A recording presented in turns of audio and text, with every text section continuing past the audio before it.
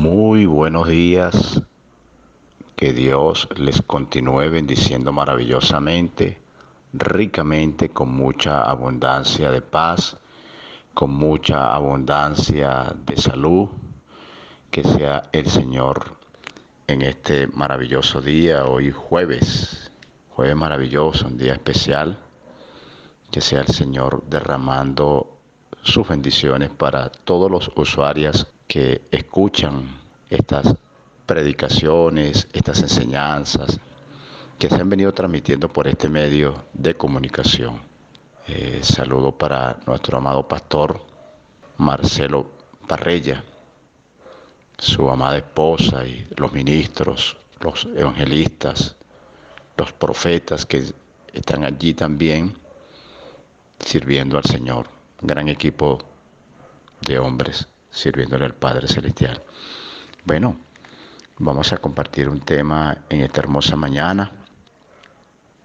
Cristo es la cabeza. Cristo es la cabeza. Ese es el tema en el cual vamos a compartir. Bueno, la iglesia es el cuerpo de Cristo. La gracia de Dios no depende de una conducta. La gracia es un regalo de Dios. Es un regalo. Él quiso dar su gracia. No nos amó siendo enemigos.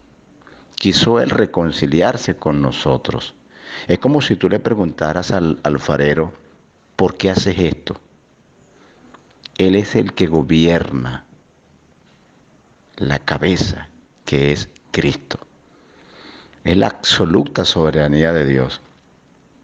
Dios decidió vivir en nuestras vidas, en nuestros corazones, habitar en nosotros por su Espíritu. A pesar de la falta de renovación, a pesar de los defectos, a pesar de las inmadureces, ¿quiénes somos nosotros para contradecir eso? Es Dios.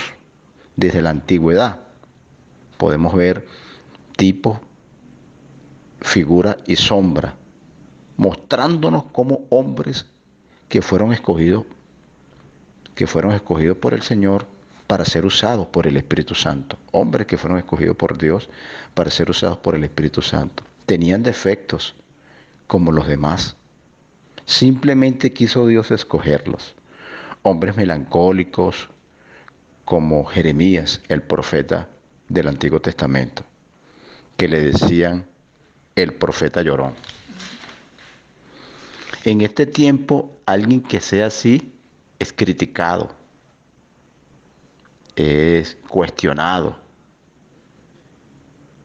¿Cómo puedes tener al Espíritu Santo o estar lleno del Espíritu Santo? Mira cómo llora, mira cómo se deprime. ¿Quién eres tú para juzgar al criado ajeno? Dice el escritor allí, el apóstol Pablo. ¿Quién eres tú para juzgar al criado ajeno? ¿Quién eres tú para juzgar? ¿Quién tiene el Espíritu o quién no lo tiene el Espíritu? Precisamente esa es la religión. La religión vive de eso, juzgando, criticando, señalando, coaccionando. De eso vive la religión. ¿Quién es santo? ¿Quién no es santo? ¿Quién va a la iglesia? ¿Quién no va a la iglesia? ¿Quién se salva? ¿Quién se pierde? Tú no estás para eso. Tú estás es para crecer en la gracia del Señor Jesucristo, para avanzar hacia esa madurez, hacia esa plenitud en Cristo. Y en eso se le pasa la vida a la gente, en vez de procurar de desarrollar lo que Dios le ha dado, esa gracia, ese poder de Dios en él. Eso es lo que viene el apóstol Pablo en la carta de los Corintios, haciendo allí unas reflexiones, corrigiendo situaciones que estaban viviendo allí los hermanos de Corintios. Había muchos conflictos allí, había muchos pleitos, muchas contiendas, divisiones, celos, murmuraciones, habían problemas entre cristianos allí, entre hermanos, y estaban llevando los problemas allá a los tribunales. Y el apóstol Pablo le dice, oye, pero no hay ningún sabio entre ustedes que resuelvan esta situación porque tienen que llevar los problemas allá afuera, los tribunales allá. Vamos a resolver nuestros problemas aquí mismo nosotros en la casa. En casa se resuelven los problemas. Bueno, en la casa de Dios, allí en la iglesia, nosotros vamos a solventar esta situación. Porque eran inmaduros. Se estaban comportando como niños inmaduros, le dice el apóstol Pablo. Y Pablo le dice, el reino de Dios no consiste en palabreríos, sino en poder. Porque ellos estaban totalmente completos, gozaban de los dones espirituales, tenían todo allí, pero habían entre ellos muchos problemas allí. Bueno, en esta ocasión les escribe a los efesios, cristianos también, pero eran muy diferentes. La palabra cristiano, cuando se usa por primera vez, fue usada de forma peyorativa para etiquetar.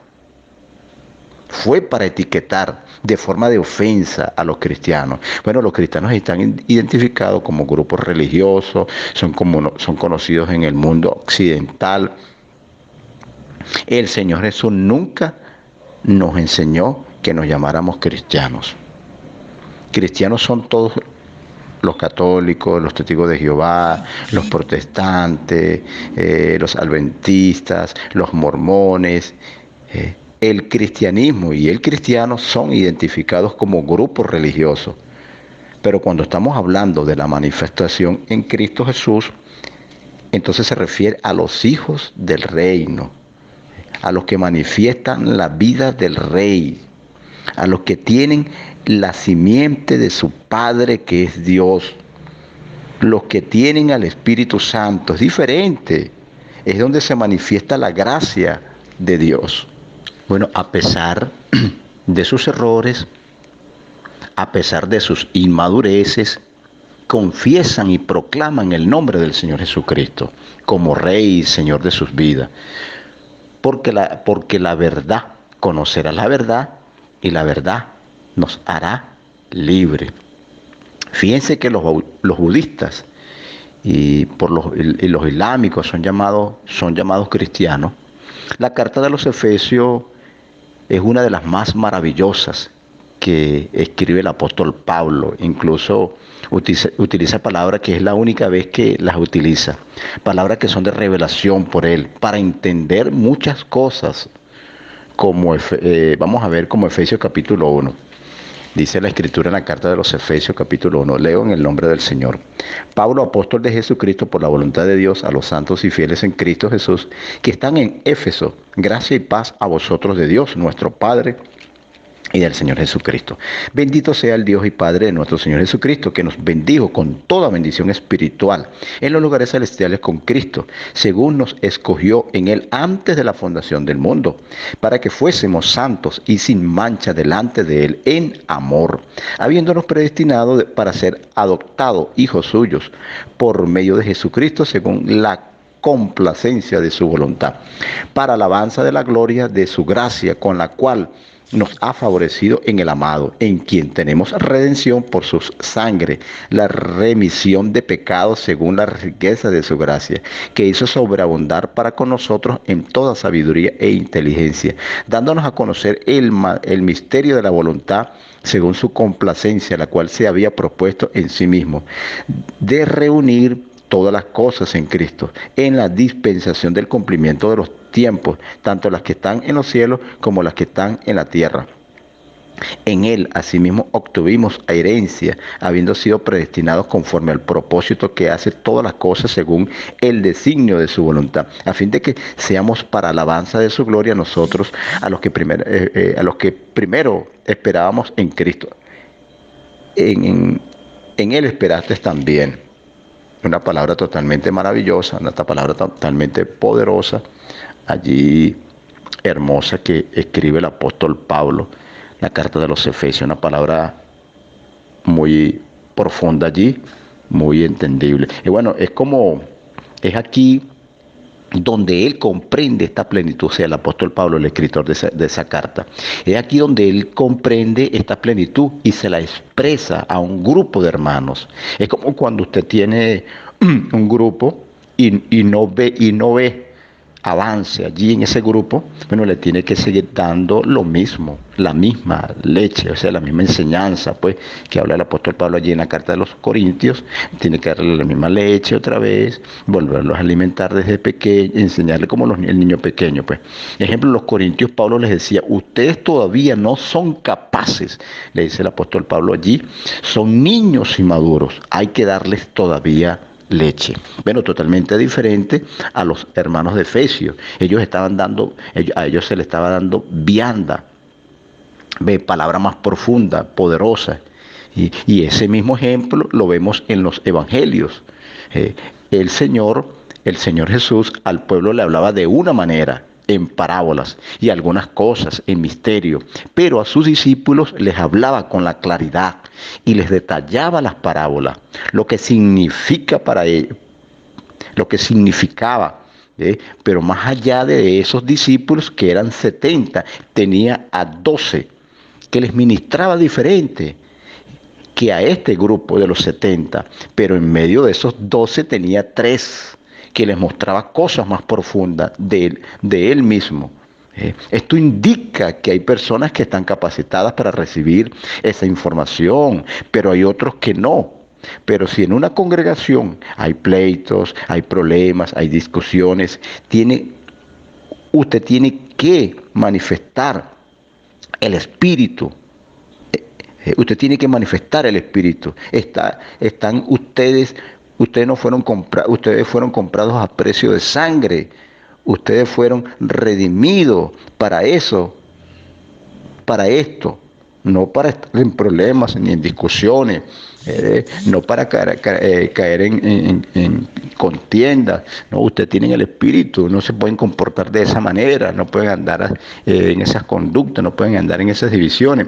Pero si en un equipo que están bien claros, grupo de hermanos bien claros, bueno, va a venir más palabra de avance, de desarrollo, de plenitud. La idea de Dios es que el hombre sea portador del evangelio del reino, que a través del hombre se vea el amor de Dios, se vea la fidelidad de Dios, la misericordia de Dios, la gracia de Dios. Dios en el hombre, ese es su anhelo.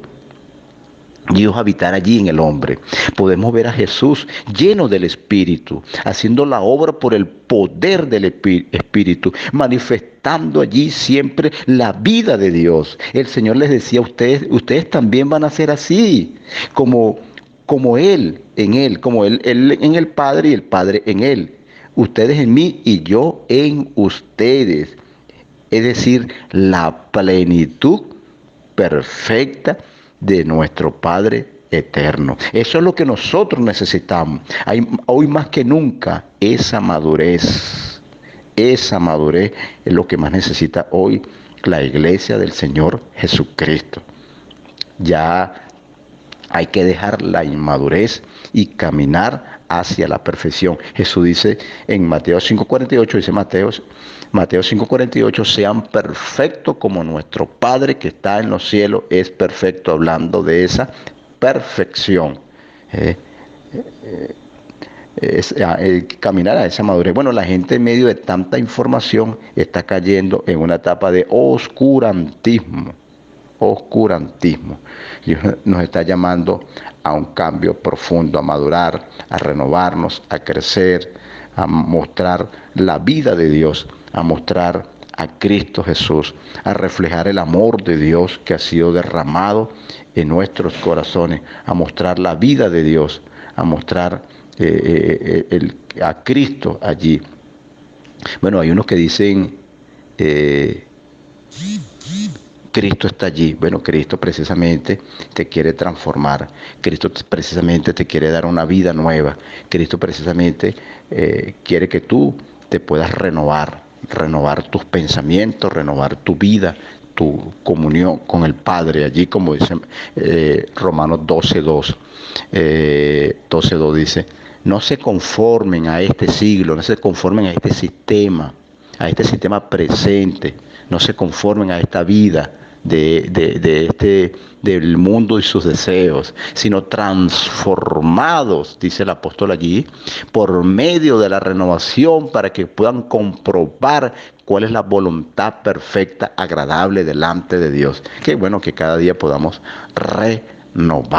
renovar, hacer nuevo, significa la palabra renovar, hacer nuevo, cambiar mi manera de pensar, cambiar mi manera de vivir, cambiar mi manera de ser, cambiar mis actitudes, conductas, comportamientos y hábitos, para que seas un buen cristiano, para que seas una buena cristiana y muestres al mundo de que Cristo verdaderamente es poderoso, de que Cristo está vivo, de que Cristo nos transforma, de que Cristo nos limpia con su poderosa y preciosa sangre. Bueno, bendiciones de lo alto. Dios le continúe bendiciendo. Ha sido un placer haber compartido con ustedes esta breve reflexión de nuestro Padre Celestial. Bendiciones de lo alto. Les saluda por aquí su hermano en Cristo, ministro de la palabra, Nelson Cárdenas, desde Venezuela.